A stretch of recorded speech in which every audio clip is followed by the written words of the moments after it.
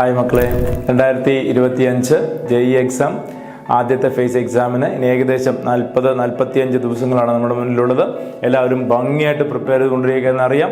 എന്നാലും ആ പ്രിപ്പറേഷനിടയിൽ നമ്മളിനി ശ്രദ്ധിക്കേണ്ട ഏറ്റവും പ്രധാനപ്പെട്ട ചില ചാപ്റ്റേഴ്സ്, ഏറ്റവും പ്രധാനമായിട്ട് എടുത്തു പറയേണ്ട ടോപ്പ് ലെവൽ ചാപ്റ്റേഴ്സിൻ്റെ ഒരു ലിസ്റ്റ് ആദ്യം തന്നെ പറയാം.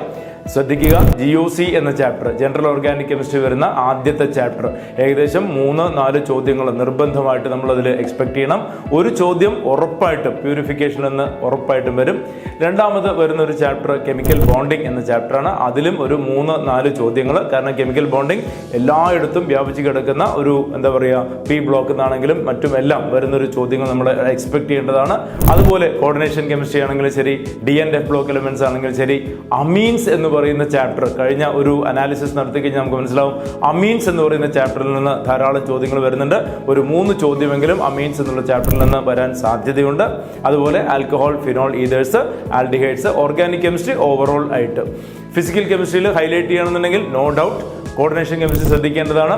ഇക്വിലിബ്രിയം എന്ന ചാപ്റ്റർ വലിയൊരു ചാപ്റ്ററാണ്. തീർച്ചയായിട്ടും 2 ചോദ്യങ്ങൾ ഇക്വിലിബ്രിയത്തിൽ നിന്ന് വരും. അതേസമയം സം ബേസിക് കോൺസെപ്റ്റ്സ് പലരും ടെൻഷൻ അടിച്ച് പഠിക്കുന്ന ചാപ്റ്ററാണ്. ഒരൊറ്റ ചോദ്യമേ അതിൽ നിന്ന് വരുള്ളൂ. ആ ഒരു ഭാഗം ശ്രദ്ധിച്ചോളുക. ക്ലാസിഫിക്കേഷൻ, കെമിക്കൽ ബോണ്ടിങ്, ആ ഭാഗങ്ങൾ ഫണ്ടമെന്റൽ ഐഡിയ മറ്റ് ചാപ്റ്റേഴ്സുമായിട്ട് ലിങ്ക് ചെയ്ത് വരുന്ന ഫണ്ടമെന്റൽ ഐഡിയ ധാരാളം വരുന്നൊരു ഭാഗമാണ്. അത് പ്രത്യേകം കോൺസെൻട്രേറ്റ് ചെയ്യണം. GOC ഞാൻ നേരത്തെ പറഞ്ഞതുപോലെ കാർബോകാറ്റയോൺസിന്റെ ഓർഡർ ആണെങ്കിലും ശരി, അതുപോലെ ഇലക്ട്രോൺ ഡിസ്പ്ലേസ്മെന്റ് ഇഫക്ട്സ് ആണെങ്കിലും ശരി, റെസൊണൻസ് പോലുള്ള കാര്യങ്ങൾ അല്ലേ, ആ കാര്യങ്ങൾ എല്ലാം കൃത്യമായിട്ട് നോമൻക്ലേച്ചർ, ഐസോമെറിസം, ഞാൻ പറഞ്ഞല്ലോ പ്യൂരിഫിക്കേഷനിൽ നിന്ന് ഒരു ചോദ്യം ഉറപ്പായിട്ടും വരുന്ന ഒരു കേസ് ഉണ്ട്. മറ്റ് ചാപ്റ്റേഴ്സിലേക്ക് പോവുകയാണെന്നുണ്ടെങ്കിൽ സൊല്യൂഷൻസ്, ഇലക്ട്രോ കെമിസ്ട്രി, കൈനറ്റിക്സ്, ഓരോരോ ചോദ്യങ്ങൾ തന്നെയാണ് അവിടുന്ന് ചോദിക്കുന്നുണ്ടാവുക. റൈറ്റ്. തെർമോഡൈനമിക്സ് ആണെങ്കിലും ഒരു ചോദ്യം തന്നെ ഉണ്ടാവുകയുള്ളൂ. റൈറ്റ്. അപ്പോൾ ഇത്തരം കാര്യങ്ങൾ വിട്ടുപോയിട്ടുള്ള ഒരു അനാലിസിസ് നിങ്ങൾ നടത്തേണ്ടതാണ്. പ്രയോറിറ്റി ഓർഡർ നോക്കിയിട്ട് വേണം ചാപ്റ്ററിൻ്റെ പഠനം മുന്നോട്ട് കൊണ്ടുപോകാൻ വേണ്ടിയിട്ട്. കാരണം വളരെ കുറച്ച് സമയമേ ഉള്ളൂ.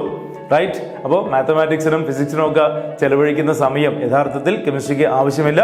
അതിൻ്റെ ഒരു പകുതി സമയം ഉണ്ടെങ്കിൽ തന്നെ ഭംഗിയായിട്ട് പഠിച്ച് മോർ ദാൻ 99% ഉറപ്പായിട്ട് നമുക്ക് നേടാൻ സാധിക്കും. പറഞ്ഞ ചാപ്റ്റേഴ്സ് കൃത്യമായിട്ട് ഒന്ന് കോൺസെൻട്രേറ്റ് ചെയ്യാൻ നോക്കുക. ആ ചോദ്യങ്ങൾ ആവർത്തിച്ച് ചെയ്യുക. പ്രീവിയസ് വന്നിട്ടുള്ള എല്ലാ ചോദ്യങ്ങളും വർക്കൗട്ട് ചെയ്തു എന്ന് ഉറപ്പുവരുത്തുക. ചില ചോദ്യങ്ങൾ ഒന്നിലധികം പ്രാവശ്യം ചെയ്യേണ്ടതായിട്ട് വരും. അത് ചെയ്യുക. അതേ മോഡുലേഷനിലുള്ള, അതേ ഫ്രീക്വൻസിയിലുള്ള ചോദ്യങ്ങൾ ധാരാളം നമ്മുടെ മൊഡ്യൂൾസിലുണ്ട്. അതെല്ലാം വർക്കൗട്ട് ചെയ്തു എന്ന് ഉറപ്പുവരുത്തുക. Okay, all the best. Bye, see U.